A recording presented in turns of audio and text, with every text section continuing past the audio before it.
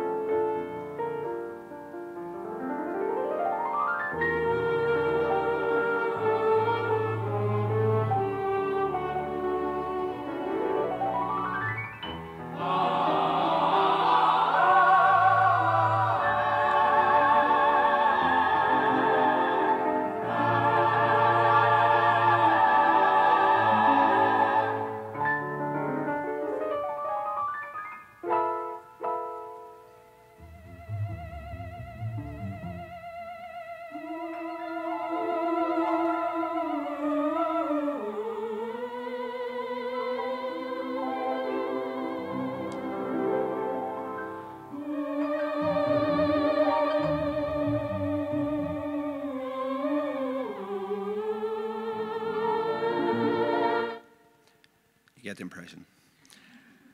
They don't make music like that anymore, thankfully. The theremin's a really interesting instrument, and it was invented by this gentleman, Leon Theremin. He was a Russian, I guess a musician of sorts, but he was an inventor primarily. And the year this album came out, the album that accompanied Apollo to the moon as their soundtrack, It came out in 1947, which was the year that Leon Theremin was released from the Soviet Gulag, where he'd been imprisoned by the Bolsheviks and forced to make lots of spy devices for them, one of which ended up in an American embassy and successfully spied on the consulate there for many years. So he was put to good use in Siberia or somewhere. But the instrument that he made, the theremin, it sort of came into its own in the 1950s.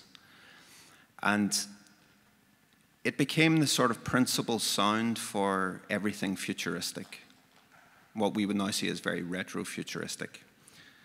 I'm not sure exactly why that particular sound is associated with space, but it has been. It's been in a multitude of different movies and TV serials, and it just, the theremin just connected with that jet age, that sort of 1950s utopian race to the stars time. It might be that it has associations with radio waves or the kind of music of the spheres, or it might just be that it's the kind of opposite, because it's so thin and wavering, it might be the opposite of a sort of earthy acoustic sound. But it really took off in the 1950s, and why it's associated with space is part of an enigma that I want to look at. It's really the enigma of music and the associations that we develop and the stories we extract from music, which is an incredibly enigmatic art form. I'm obsessed with music. I write about music a lot, and it's an impossible task because music cannot be entirely translated. It's of itself. It's in and of itself. You can try, and I've made part of a career out of trying, but you ultimately fail. It can be representational, and obviously music with harmonies and scales is mathematic to some degree. But the realm of language is a weaker vessel than the realm of musical sound and melody. There's always something very abstract and numinous about music that just escapes words and defies words. And as someone who makes his living through words, I'm very interested in those boundaries about how the places that we can't reach, the places where language fails us, and we sort of, you hear a piece of music and it's inexpressible, even though we've been perfecting language for millennia.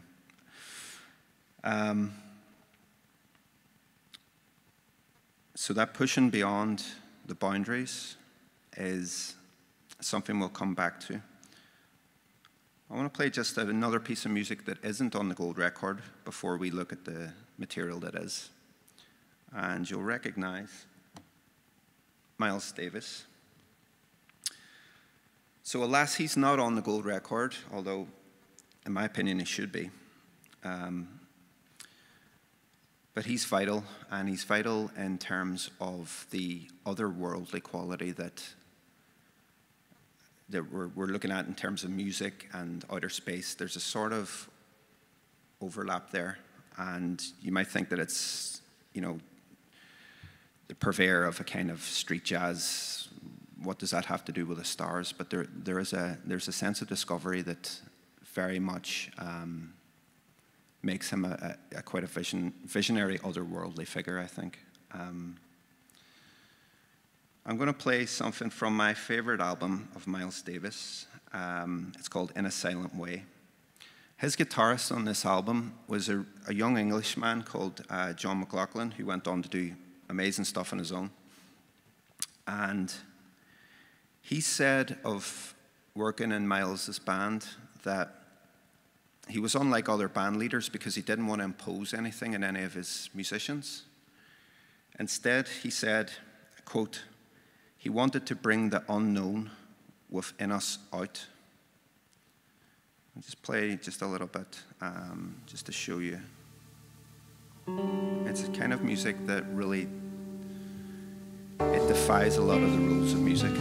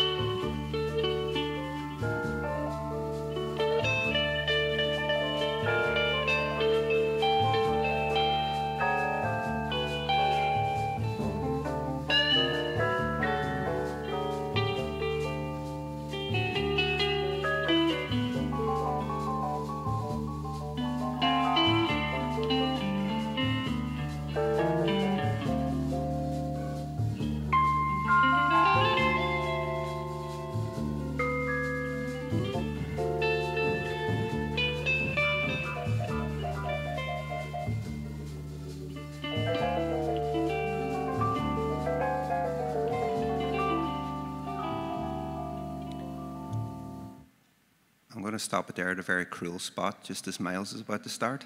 So you're going to have to go and listen to that album now. It's just to force you to go and listen to In a Silent Way. It's incredible. So I want to just bear that in mind, that quote that John McLaughlin remembered from Miles Davis's practice, which is to bring the unknown within us out. That's something we'll come back to. This is the Voyager. This is the Miles Davis of spaceships. It was launched in 1977. There's actually 2 of them, and they're kind of robotic devices, really, that have been fired out at great speed. Initially, they flew past the gas giants of the solar system, and they sent back lots of data on Saturn's ice rings and Jupiter's storms and volcanoes and Galilean moons. They're moving at over 60,000 kilometers per hour, and they've just exited the heliosphere into interstellar space. There's some debate whether they've actually gone out of the solar system yet and what is defined by that, but there's certainly the sense that they're pushing outside of our boundaries. They're the furthest man-made objects, human-made objects from us, and they're almost 24 billion kilometers from Earth at present and getting further away by every second. So what have they set out to discover? What unknown are they seeking?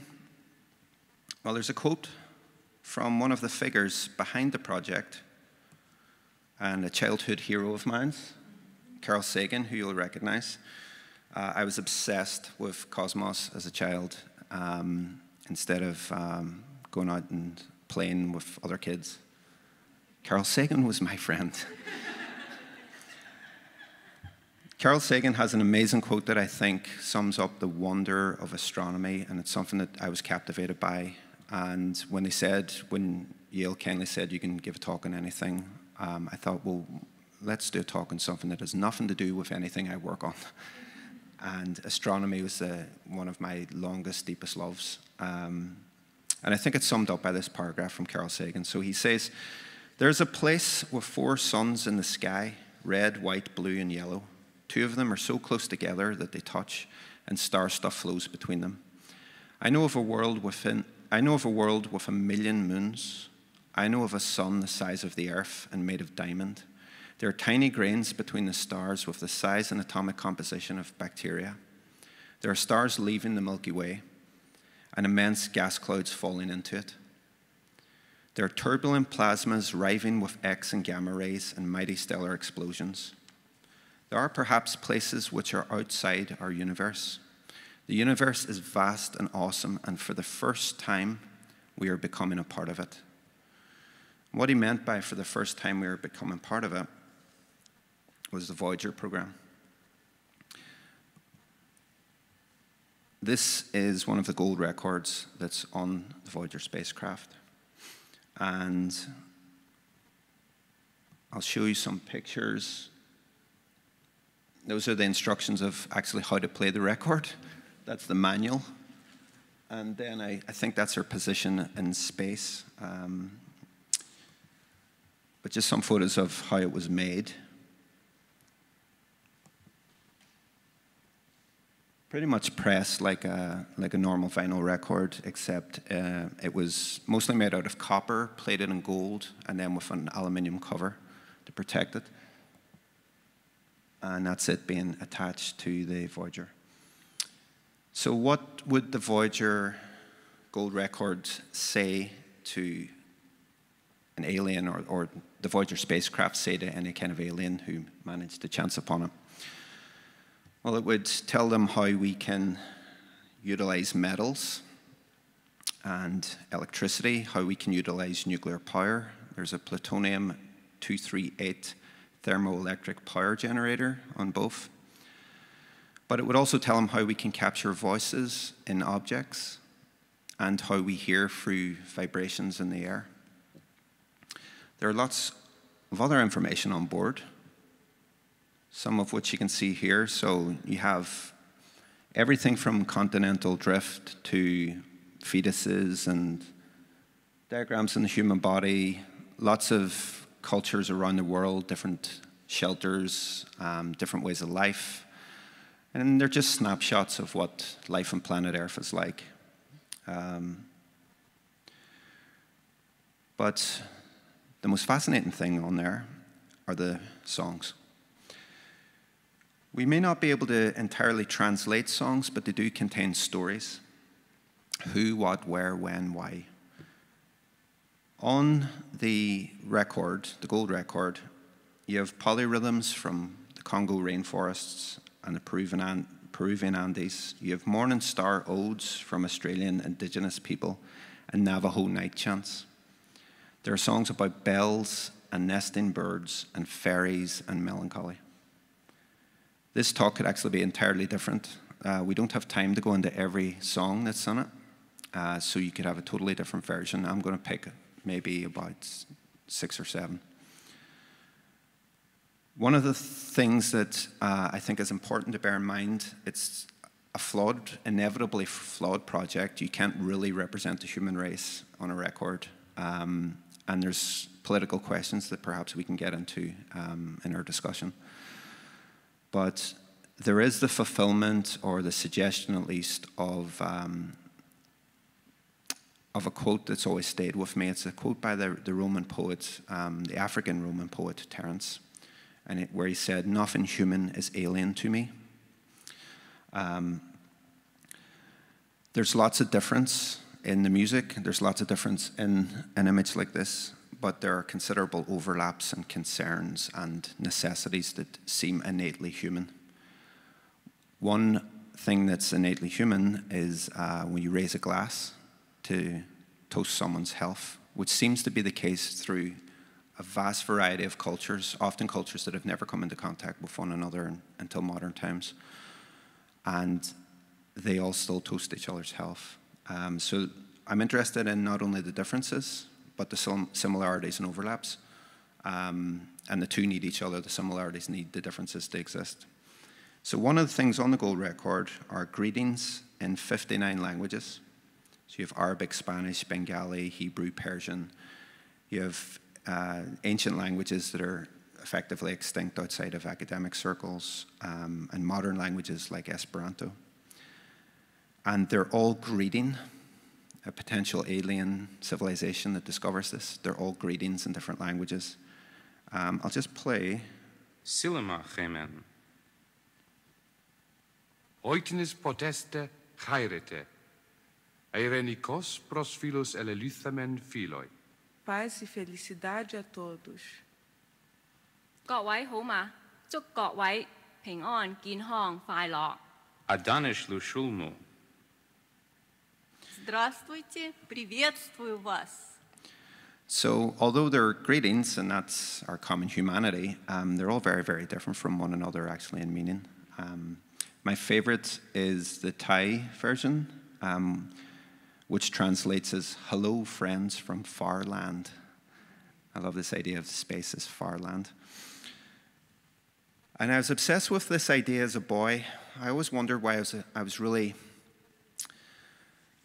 interested in Japanese woodblock print art, and especially these series that you get where it's like 100 views of the moon, 100 views of Mount Fuji, and you have people doing completely different things, but in the background is always the moon.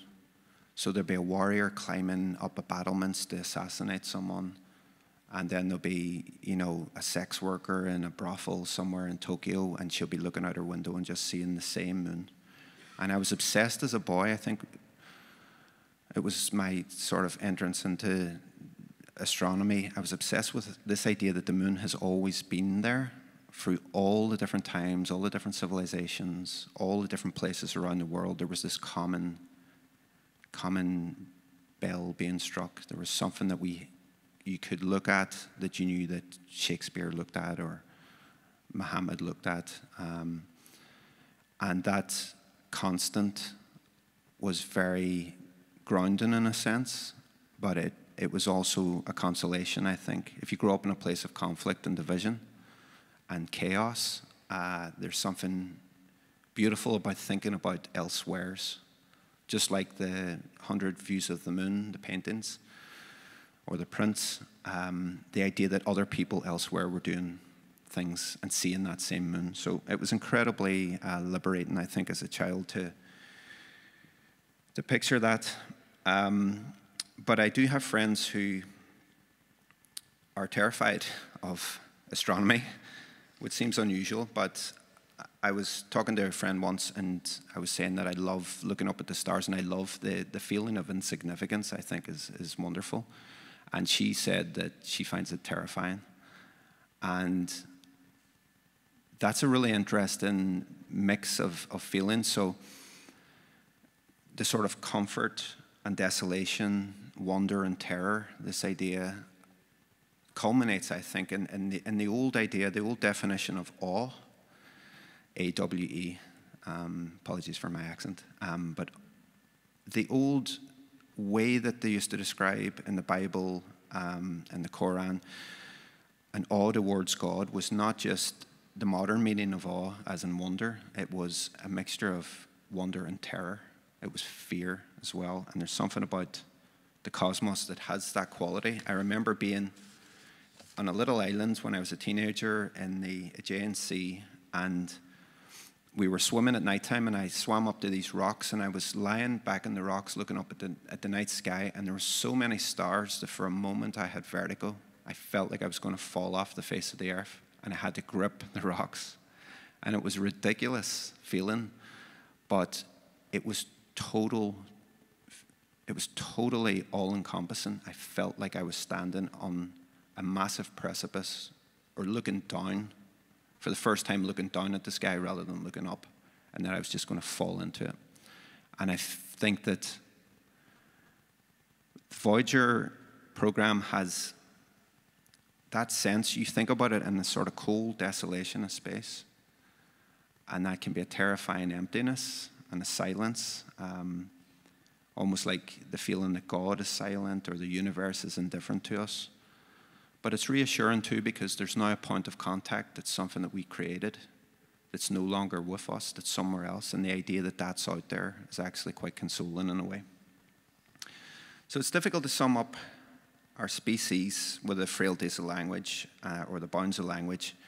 So instead, I think that's the reason that they sent, in my opinion, the most mysterious art form, which is music, the one that the others tend to aspire to.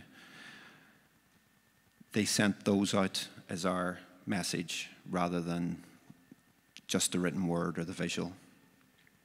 So what stories do they tell? Well, first of all, they tell us about our interactions with the environment. That's one of the records. We're going to examine this man's story, but I'll just play you some of the music that he composed first that is on the Voyager record.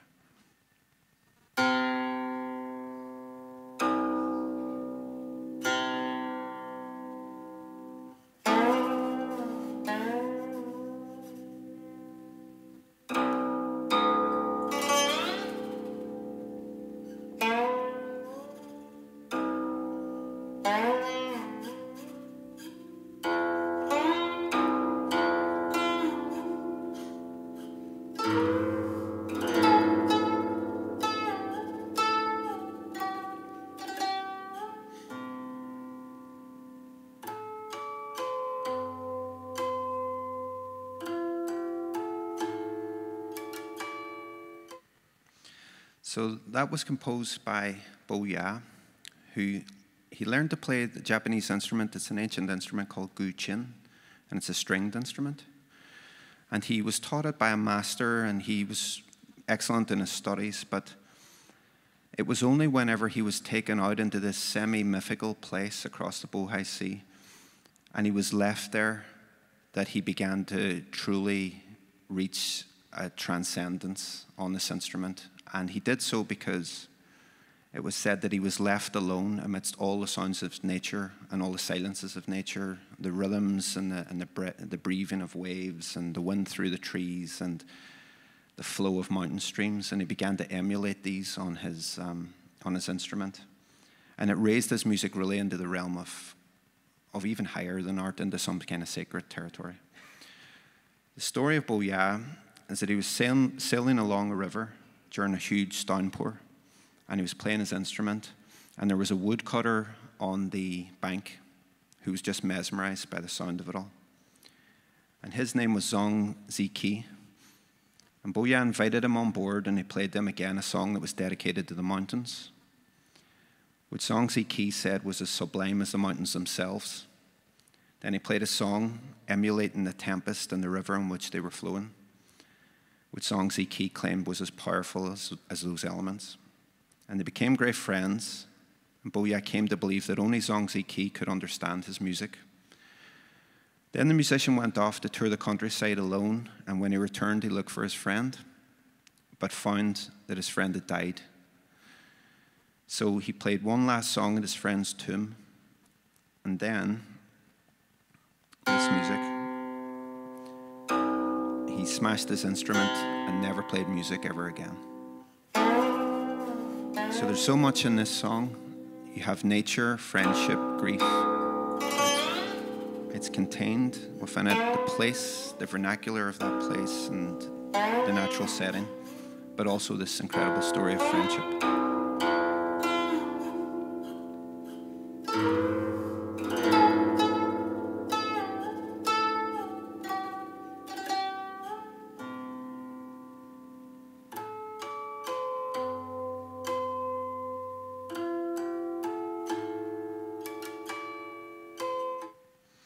There are many recordings of nature on the gold record, and you'll just hear some in the background.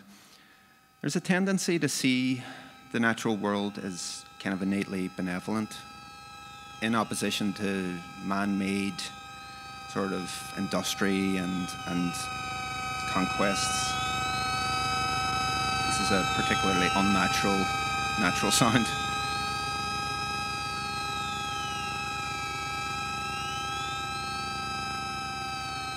But anyone who spent time in rainforests or in the tundra or in deserts will know that it's very human-centric, and it's quite naive, actually, to be thinking of nature purely as benevolent. It can be extremely fearful. It's a place to be, it's healthy, actually, to be quite fearful of nature. And you have to work in cooperation with it, not against it. There's a sense throughout the gold record that a sense of a kind of struggle of existence, really, that we're clinging to this rock in space and we're trying to survive. And it's not just a sort of a kind of smug summation of what we've done and achieved as a species. It's actually, it represents the kind of our tenuous grasp on existence. There's a Morse code message on the record that translates, the old Latin saying, translates as through hardships to the stars. So there's that sense of adversity and struggle is always really there, and the fragility of life, not just a celebration of what's on planet Earth, but the fragility of it. And there's no greater hardship that we've inflicted upon ourselves than war. So I'm going to play you a song that's from Georgia. And Georgia, if you'll know, is situated at the crossroads of empires and continents, which has been fortunate to the country in some ways, but it makes it prone to invasion and all sorts of wars throughout its long history. This is a Georgian song. I'll just play a little snippet. Preparing for war.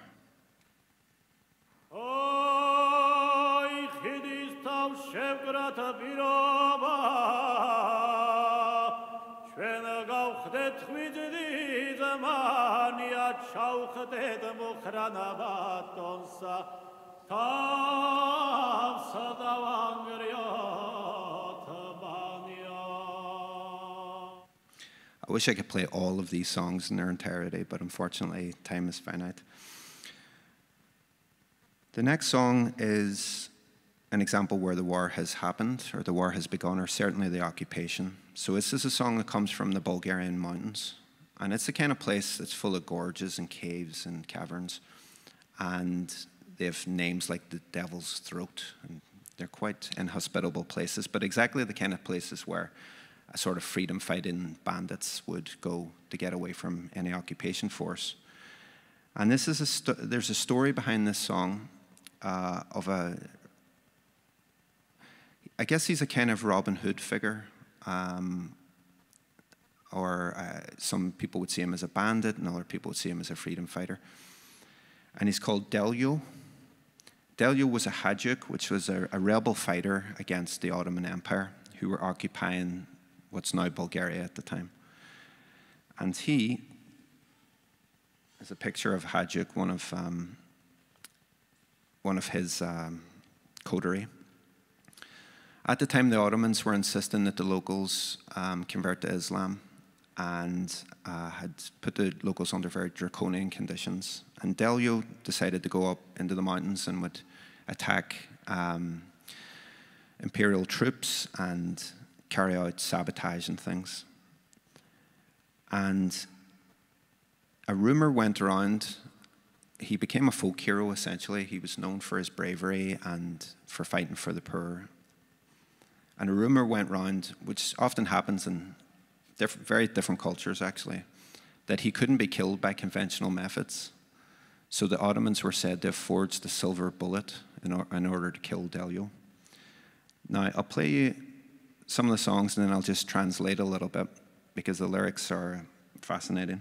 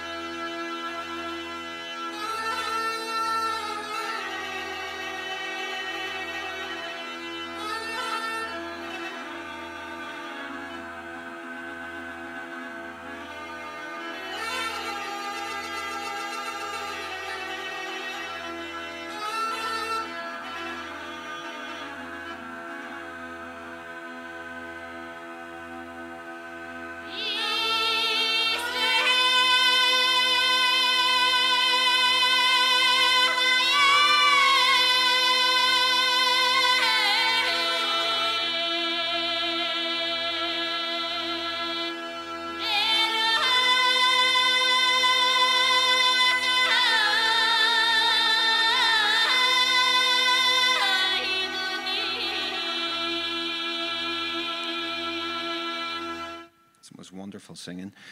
The lyrics, he's like a figure from a Western. He's this incredible character, Delio. The lyrics are told from his perspective, so he says, "There are 2 aunts of mine in the village. Do not try to convert them. Do not besmirch them, because if I come back, or if I have to come back, a lot of mothers will cry, and so will a lot of young brides," suggesting that he will obviously come in and kill their men. And then the song changes, and you have his love tell him, "Beware, Delio, beware, you're being threatened. The rulers, the brazen-faced governors, they cast a silver bullet for you, Delio, to kill you." And he replies, "My love, not yet is born a man who could kill me." This is one of the songs that is on the gold record. So for years I thought that they were just beautiful love songs and songs about nature, and then you find out there's a whole hidden secrets and warfare and bloodshed and threatening terrorist organizations, and it's much more interesting than it initially seems, and you can just peel away this stuff forever. The survival of cultures and the survival of vernacular culture is all throughout. It was a great thing, especially for the 1970s, to have it so multicultural. And there were some flaws, but the idea of different cultures having equivalency and having autonomy and the right to be heard, the right to be memorialized essentially in this way, is incredibly important, especially if you consider how, when empires happen or tyrannical rulers, often music itself becomes outlawed, or the very existence of certain types of music is an act of resistance and defiance in itself, or just bearing witness. One such example is this piece of music, which you will recognize immediately.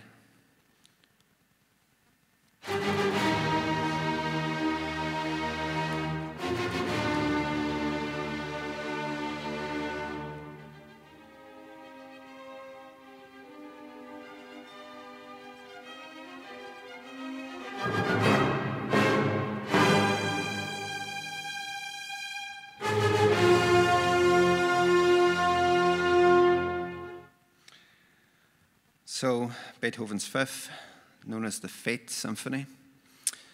And this was premiered in Vienna on a bitterly cold winter's night that was beset by problems.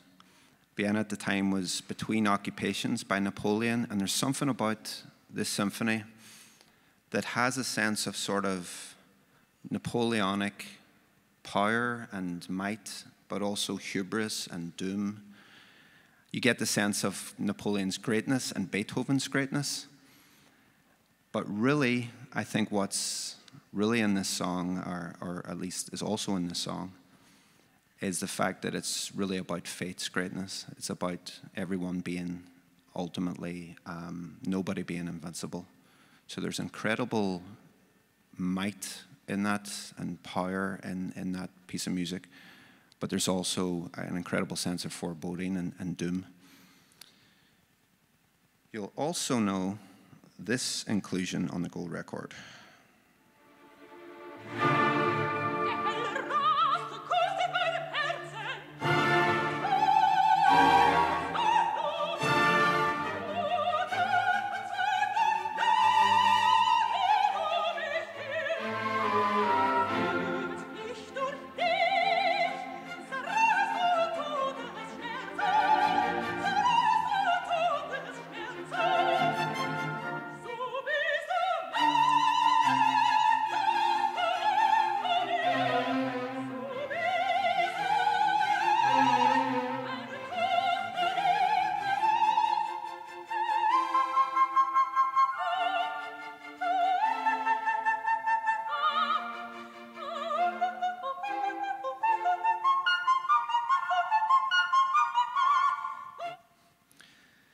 So that is the Queen of the Night from the Magic Flute.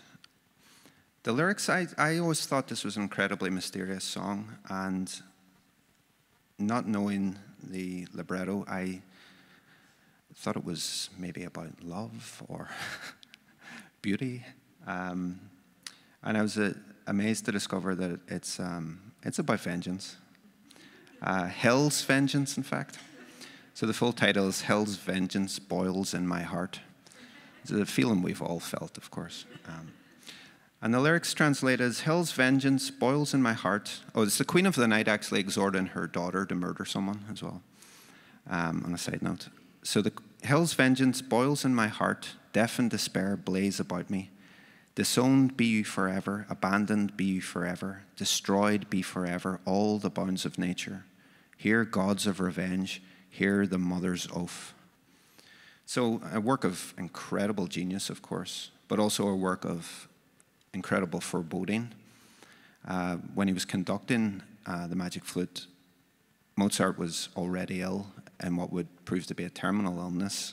In fact, he was so ill, he knew something was terribly wrong, and he believed himself to have been poisoned. He kept saying to people, I've been poisoned, I've been poisoned. And not long afterwards, after the premiere, he found himself on his deathbed trying to finish his unfinished Requiem. And he's buried now in a long-lost grave in Vienna on a misty night with very few mourners. So there's examples of great power on this record, but it always comes hand in hand with a sense of, if not hubris, then certainly that great power unravels and great beauty unravels eventually. There are examples that I'll just briefly touch upon that show the stories of power. One is this Elizabethan courtly tune. That's enough of that. But it has there's something interesting there in terms of Spencer, the poet, the Elizabethan poet, is a figure I'm writing about actually for my latest book. He has a little role in there, and this little Elizabethan courtly tune was made about fairies, and that seemed to be a theme around that time, Midsummer's Night's Dream and so on. But it reminded me, the composer of this, Anthony Holborn, he's quite an enigmatic figure, but he was called a gentleman and servant to Her Most Excellent Majesty, so he had the ear of the Queen. And at a time when Spencer was also writing The Fairy Queen about Queen Elizabeth, and so he was writing this, Spencer was writing this epic that would exalt Queen Elizabeth as a supernatural figure, really.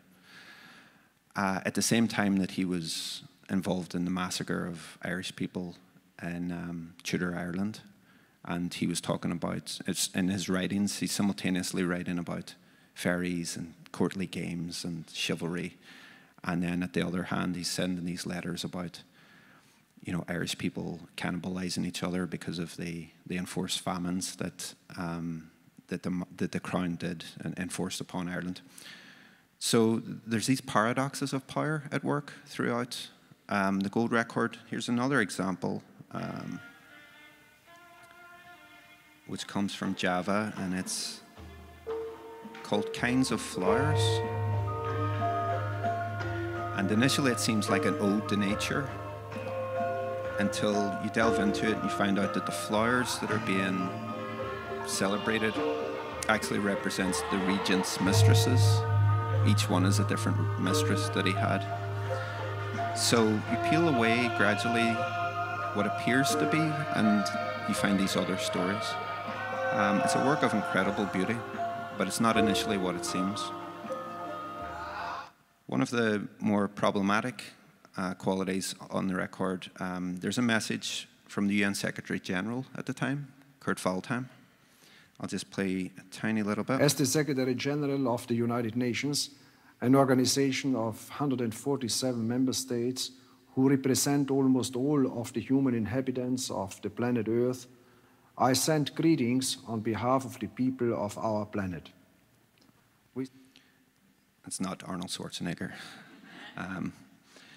Waldheim was a highly respected figure in his day, and you know, was at the top of the pinnacle of the UN. And I think later in his life, definitely after his death, it started to become clear he was from Austria, and he had been a member of the Wehrmacht on the Eastern Front, and he has been not, I don't think fully implicated, but there's this suggestion he certainly served under people who committed terrible war crimes in the Balkans. So the voice of the man that we've fired into space to exist potentially for billions of years is a war criminal, a suspected war criminal. So there's something about that that probably says something truer about humanity than if you sent Carl Sagan's voice, someone who was not a mass murdering genocidal maniac. The questions of power, alongside the questions of power, is the questions of underdogs and struggle and people trying to excel, people that have something in them that wants to rise. And, well, hence this song. I'll just play it and you'll know.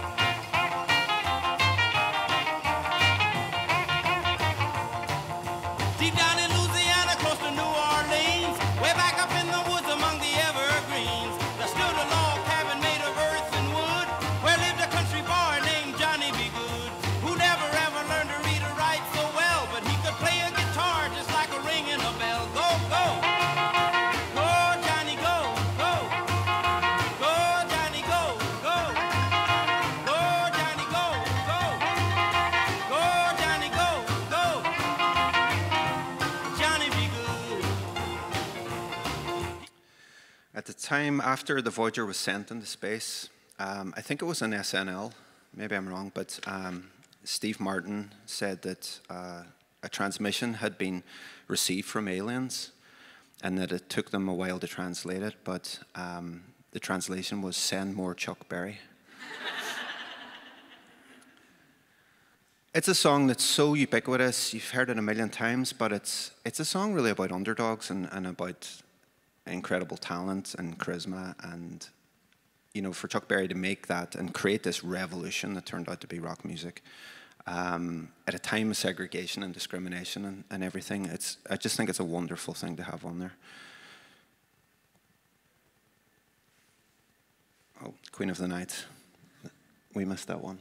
So it's a wonderful setting for the Mozart.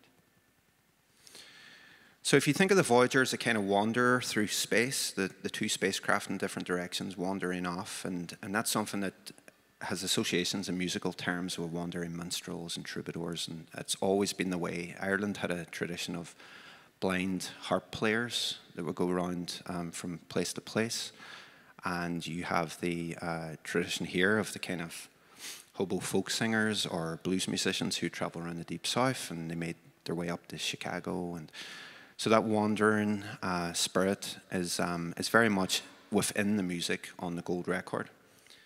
So this is an example. I'll just play this to you very quickly.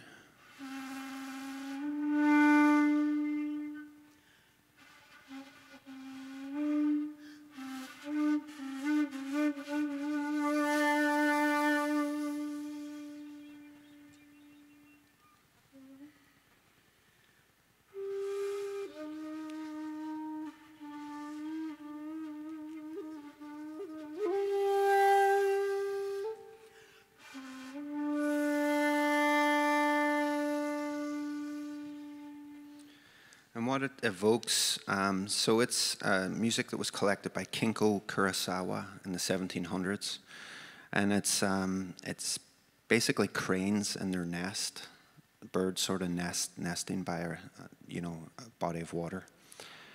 And Kurosawa was a really interesting character. So he had been a samurai, and he became later in his life what they called a monk of emptiness, a kind of wandering monk who would play this bamboo flute in order to help people meditate and with mindfulness, and he would receive donations in return. So it was a kind of Buddhist busker traveling from place to place, and they would wear this straw basket over their faces, and the ostensible reason for the basket was it was a modesty thing. It was about transcending ego, and they weren't doing it for the sake of any egocentric reason. They were true Buddhists who didn't want any personal advantages.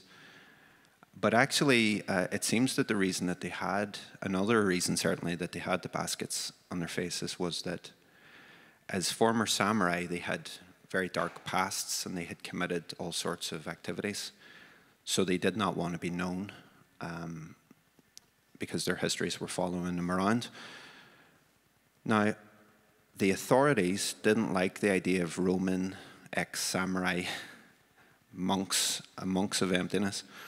So they decided, well, we're only going to let you do this if you spy on all the places that you go. So these people, the monks of emptiness, became spies. And they would be allowed to go to remote regions and forbidden places that other normal Japanese people wouldn't be allowed to go, as long as they reported back to the authorities. They wore their flutes like swords. Where their swords used to be, they put their flutes. And eventually, an emperor came along who just saw them as too dangerous, that they were too skilled, and you might not be able to trust someone with a past like that. But so again, the song is this pastoral, very gentle bamboo flute serenade of nature. But you peel away the layers and you find out this whole history of samurai culture and Buddhism. So if you think of Kurosawa, he wandered Japan, and now his song kind of wanders the cosmos. Songs also wander not just through space, but through time. And I have this feeling that songs sometimes, it's a bit solipsistic, but sometimes songs move through time to find you, like they go on a journey. And the song I'm about to play, I'll explain why afterwards, but it felt like it's been traveling for almost a century to find me, and now it's going to find you if you haven't heard it before. So I'll just play a little bit to start.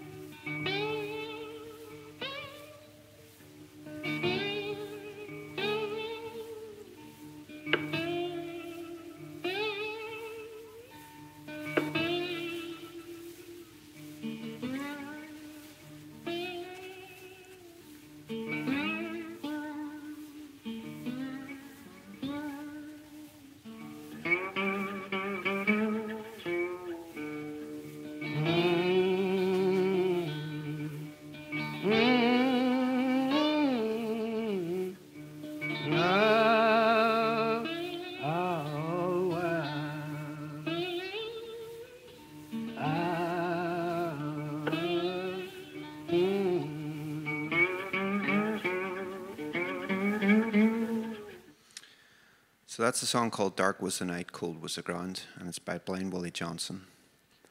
And Blind Willie Johnson was the son of sharecroppers from Texas. He learned how to play guitar in a cigar box. He bussed on the street. He used to have a little tin cup hanging from his guitar that people would put change into, and he used a knife as a slide. Did you hear the slide guitar there? He used a knife. And he sung lots of blues songs, but he also sung like biblical songs about the apocalypse and Samson and Delilah, and he sung a song about the Titanic not long after it had sank.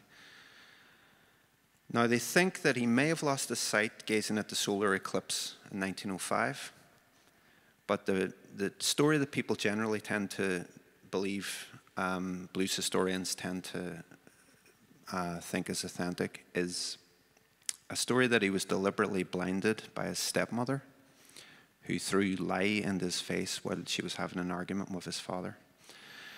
Now, he became a religious man, Blind Willie Johnson, in his life, and as well as a blues artist, and the two worked hand in hand. He was quite a radical preacher in some ways, so he was arrested for playing "If I Had My Way, I'd Tear the Building Down" outside of the customs house in New Orleans. He opened his own house of prayer, and he only really, he was popular for his time, but he only recorded 30 songs, and then the Great Depression hit, and his audience just vanished. But he continued to play and went into kind of obscurity, just playing in the streets. His house burned down, and he died after he got sick. He was sleeping in the wreckage of the house, and the sort of rain-soaked shell of his house, and he got ill, and he died. He died young, and now his song, which is what we would call in Ireland a keening song, which is like a funeral dirge, a song of mourning. The song "Dark Was the Night, Cold Was the Ground" is actually about Christ's night in the Garden of Gethsemane before his crucifixion.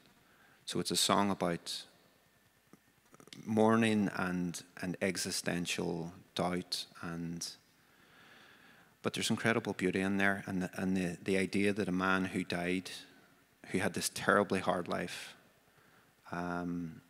his songs, one of his songs might be the last thing that survives of humanity. It's a thing that might outlast planet Earth. NASA have estimated the time spans that the Voyager will likely outlast human civilization. And he was just this, it's not the relics of a saint, it's the relics of a poor and talented and woe-begotten man. One of the NASA consultants that worked on the project, Timothy Ferris, said, "Johnson's song concerns a situation he faced many times, nightfall with no place to sleep. Since humans appeared on Earth, the shroud of night is yet to fall without touching a man or woman in the same plight." Carl Sagan talked of it as a haunting and expressive, of a kind of cosmic loneliness. You think of the Voyager out in this cosmic loneliness, and it's the kind of perfect song to accompany it. It's a song that's very sacred for me personally because it's the song. My father was obsessed with the blues. He was a musician himself. And I grew up with this record and many, many others. I grew up knowing Blind Willie Johnson, and it's the song I actually played to my father on his deathbed on his last night when he was sleeping in ICU, and I was with him alone, and I played and sang that song to him. So it's the last song he ever heard. So the idea of the songs that find you, and they travel not just through space but through time, and they find you sort of when you need to be found, not just a song. That song is not the last song on the gold record. The last song is this one.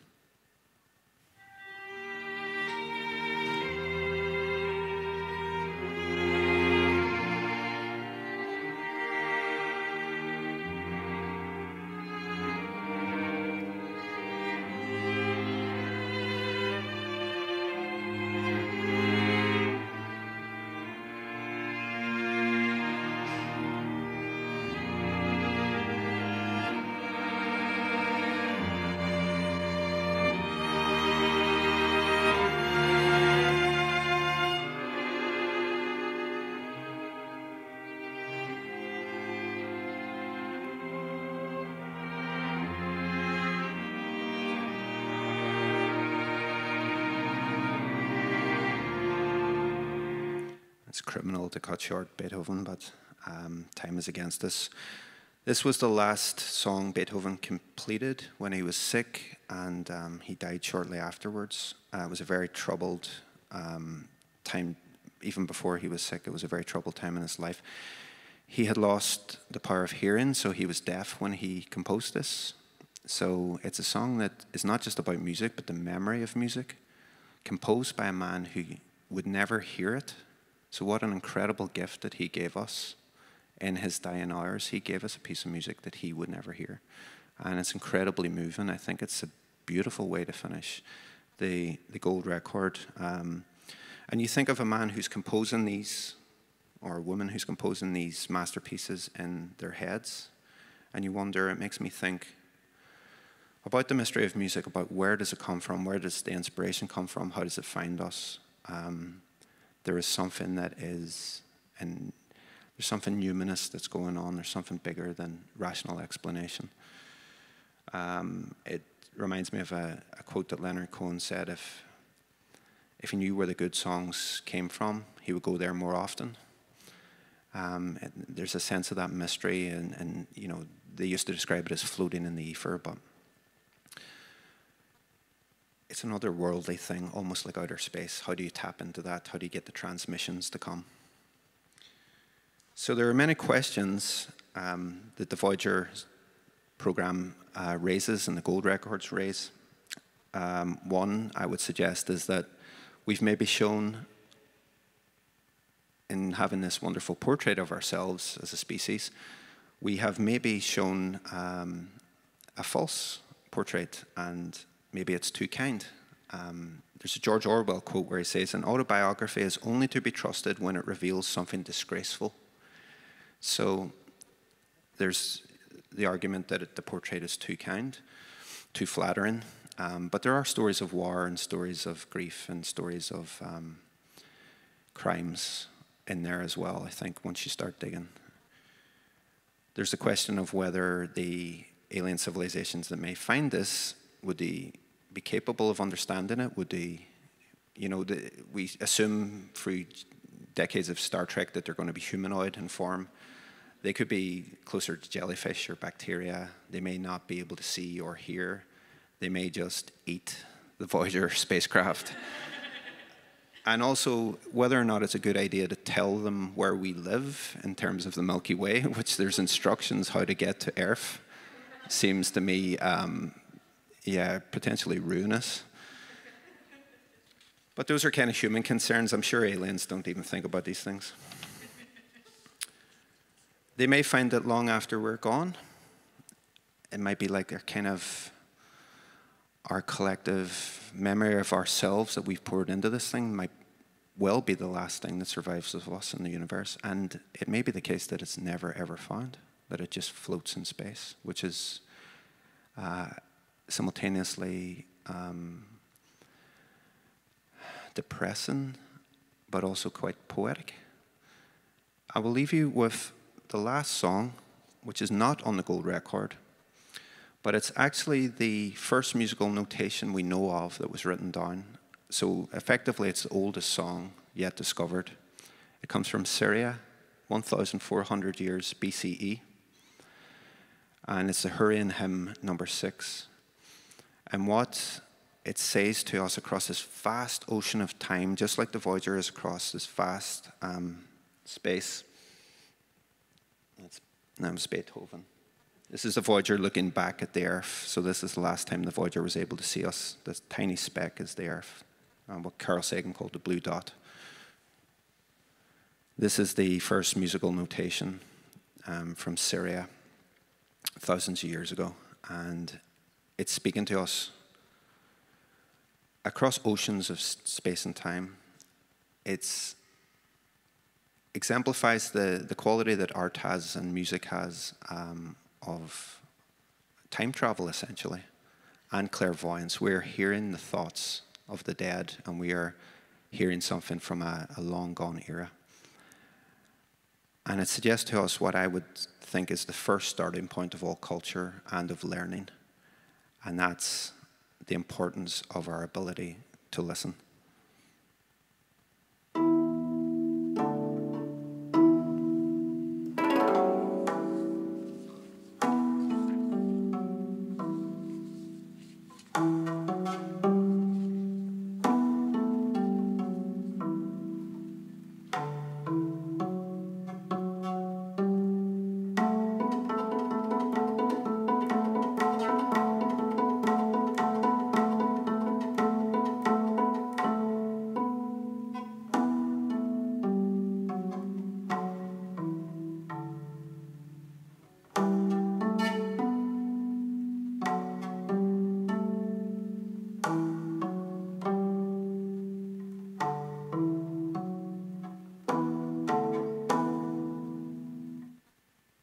Thank you.